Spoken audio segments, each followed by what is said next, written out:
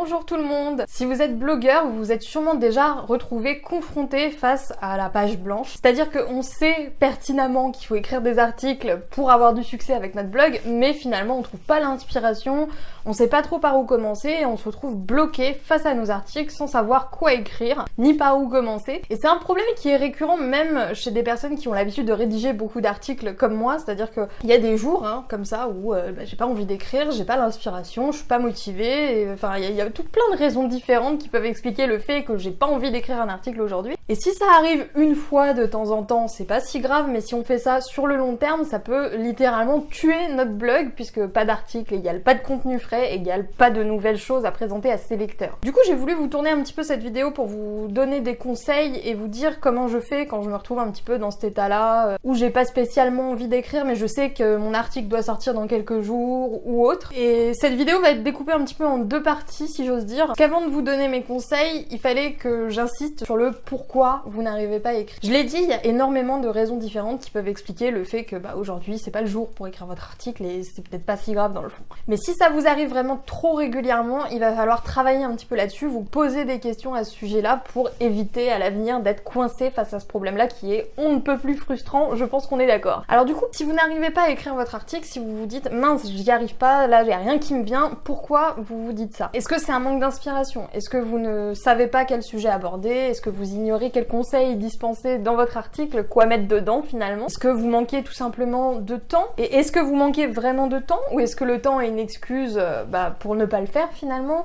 Est-ce que c'est parce que vous avez une tendance à procrastiner? Est-ce que c'est un blocage vis-à-vis de la peur de l'échec peut-être? On ne sait pas. Il y a énormément de raisons qui peuvent expliquer une panne d'inspiration. Tant que vous n'aurez pas mis le doigt dessus, tant que vous n'aurez pas formulé avec des mots la raison pour laquelle vous n'arrivez pas à écrire, vous allez avoir beaucoup de mal à trouver une solution à ce problème-là. Moi, je vous invite, comme d'habitude, à faire une véritable introspection sur vous-même, à prendre le temps vraiment de vous poser des questions pour comprendre pourquoi vous êtes bloqué à cette étape-là. L'idée, c'est de cibler votre plus gros problème pour trouver une solution à ce problème-là. Parce que si vous vous dites tout simplement « Ah, j'arrive pas à écrire d'article », malheureusement, c'est un schéma qui risque de se reproduire assez souvent et à chaque fois, vous allez vous retrouver complètement désarmé face à ça sans savoir pourquoi ni comment. Votre inspiration s'est tout simplement fait la malle. Autre problème aussi très récurrent, et celui-ci, franchement, je vous en parle souvent parce que c'est un gros problème et vous êtes peut-être vous-même concerné par ça, c'est le perfectionnisme. C'est-à-dire que si vous êtes tout le temps dans l'idée de faire les meilleurs articles, de faire quelque chose de vraiment parfait de A à Z, malheureusement, je pense que vous n'avez pas la bonne approche, encore plus si vous arrive d'avoir des pannes d'inspiration de ce type-là.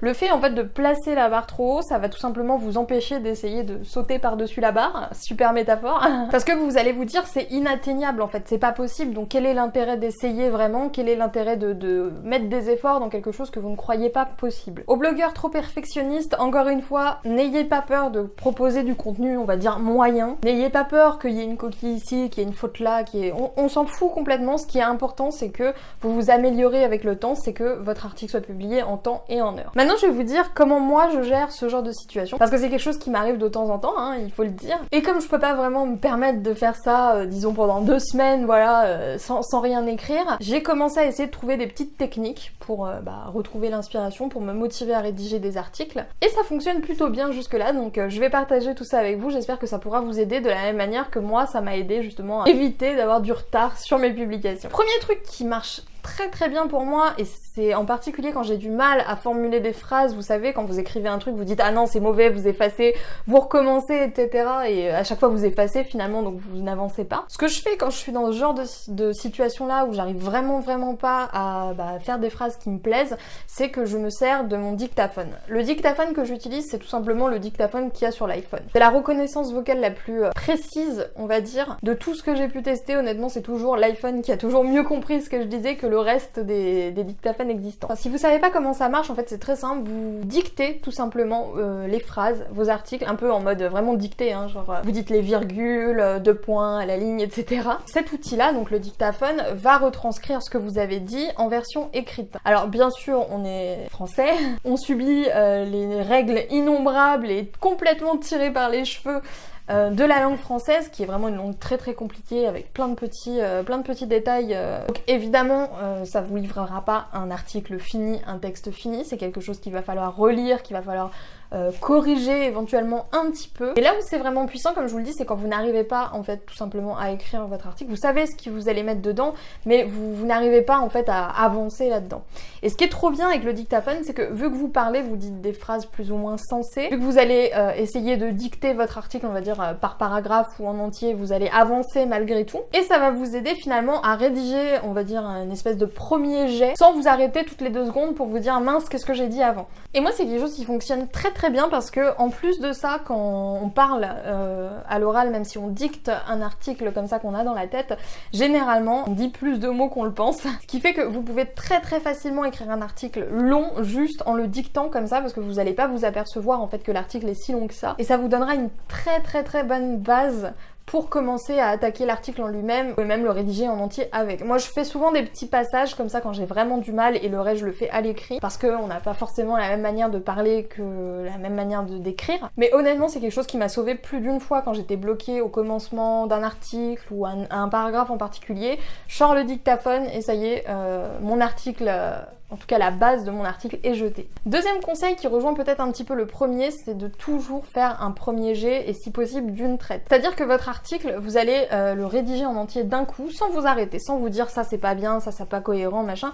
Vous dites bien que vous allez vous le relire après, mais ce qui est important c'est que vous alliez jusqu'au bout. Le mieux c'est d'avoir une base à corriger et il y aura toujours moyen de reformuler, toujours moyen de remettre bien les choses que vous trouvez pas trop terribles en fait. Mais ce qui va vous faire avancer c'est de faire ce premier jet. Souvent moi l'expression que j'aime bien c'est écrivez bourré, corrigez sobre, parce que quand vous écrivez bourré, vous écrivez tout d'une traite, et quand vous corrigez, là vous êtes vraiment plus investi, là vous êtes plus pointilleux on va dire, et vous allez avancer beaucoup plus vite. Autre petit truc aussi, pensez bien à faire un plan si jamais vous avez tendance un petit peu à vous égarer dans tous les sens. Ça c'est quelque chose que je ne faisais pas au début, que je fais systématiquement maintenant pour savoir où je vais, pour savoir où j'emmène mes lecteurs. C'est-à-dire que sous WordPress ou même les articles en général, vous pouvez les découper en sous-titres, et moi ce que je fais c'est que j'écris d'abord mes sous-titres. Pourquoi? Parce que je sais à peu près ce que je vais dire dans chaque paragraphe, et que ça me permet d'avoir une ligne directive à suivre. N'oubliez pas que dans la majeure partie des cas, même si vous trouvez que ce que vous êtes en train d'écrire actuellement c'est pourri, c'est nul, vous n'avez pas envie de le publier, etc., il suffit que vous le posiez que vous laissiez le brouillon reposer dans un coin pendant quelques jours et que vous reveniez dessus pour vous rendre compte que finalement votre base n'est pas si mauvaise que ça. Alors ça veut pas dire que vous allez revenir sur un article que vous trouvez nul et que vous allez vous dire waouh mais c'est le meilleur article du monde, ça veut juste dire que quand vous allez le lire, faites l'expérience par vous-même, vous allez vous dire ah bah dans mes souvenirs, j'avais l'impression que c'était bien plus mauvais que ça. Et ça va être utile surtout pour les personnes qui souffrent de perfectionnisme, parce que comme je l'ai dit, quand on est perfectionniste, à chaque fois qu'on écrit, on se dit non, ça c'est pas assez bien, on veut toujours en fait faire la phrase parfaite du premier coup. Et on prend pas assez de recul sur l'article en lui-même, on se rend pas compte de ce qui est délivré dedans, on se rend pas compte de ce qui représente finalement cet article-là, d'où l'intérêt de laisser reposer parfois vos contenus dans un coin et d'y revenir une fois que vous n'y pensez plus et une fois que vous le redécouvrez comme si c'était un contenu nouveau. N'oubliez pas que l'appétit vient en mangeant, et c'est pareil pour l'écriture, c'est pareil pour le blogging, c'est en bloguant qu'on devient blogueur.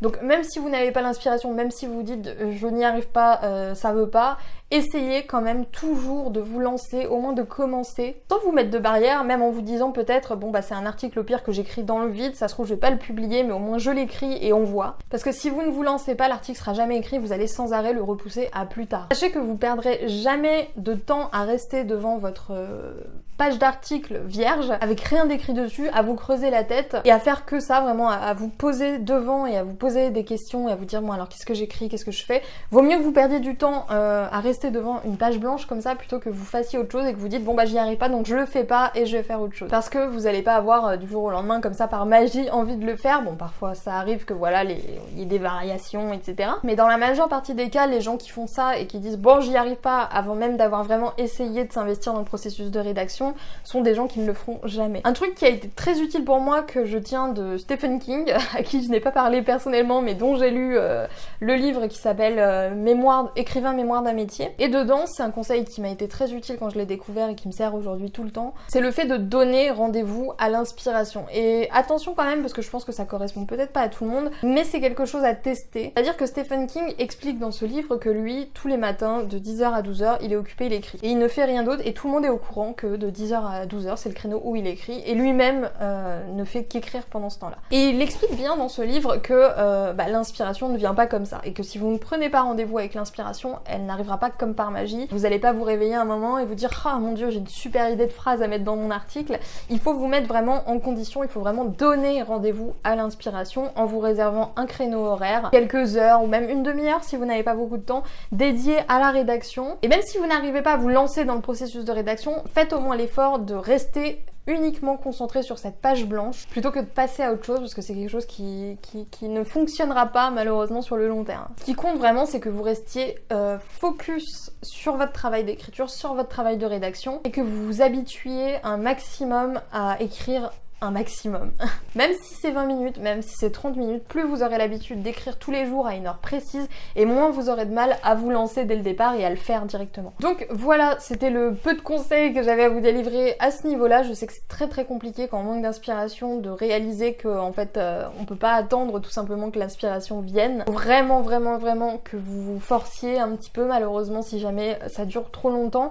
Votre blog risque de mourir, vous risquez de vous dire bon bah ça fait depuis 2 mois que j'ai pas publié d'article, donc quel intérêt d'en publier d'autres, et vous risquez de laisser tomber ce projet là. J'ai beaucoup mis l'accent là-dessus à un moment donné quand j'ai sorti ma formation 6 mois de contenu en 15 jours que vous pouvez toujours retrouver dans la barre de description. J'ai beaucoup insisté sur la fréquence de publication. La fréquence de publication, c'est le fait de publier régulièrement à une date précise de préférence un article pour que vos lecteurs viennent découvrir du nouveau contenu. Et c'est important à la fois pour la fidélisation de votre audience, aussi pour votre crédibilité, mais surtout il faut pas oublier que c'est vital. Si vous n'avez pas d'articles, si vous n'avez pas de bons articles qui sortent régulièrement, ça va être compliqué d'étendre votre blog et d'attirer de nouveaux lecteurs. N'oubliez pas non plus d'être indulgent avec vous-même, n'oubliez pas que quand on se lance, c'est impossible d'être parfait et si vous attendez d'être parfait, vous risquez d'attendre encore longtemps. Entraînez-vous, faites des erreurs, publiez des articles parfois un peu moyens, un peu mauvais, c'est pas très grave.